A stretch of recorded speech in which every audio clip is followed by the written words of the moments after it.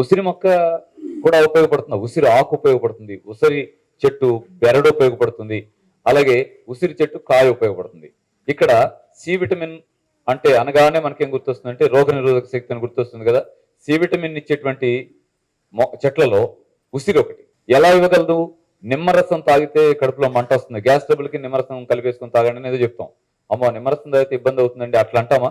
నిమ్మరసం ఇబ్బంది అవుతుంది అనుకున్నాడు, ఉసిరికాయ వేసేసుకోండి. ఉసిరికాయ తీసి ఆ గింజ లేకుండా కోసి మిక్సీలో వేసి జ్యూస్లో కలిపేయండి, అద్భుతమైన టేస్ట్ వస్తుంది. కాదు, మంచి వాల్యూ ఉన్న విటమిన్ సిని బాడీ రిసీవ్ చేసుకోగలిగే స్థాయిలో ఉన్న విటమిన్ సిని మీకు ఉసిరికాయ ఇవ్వగలదు.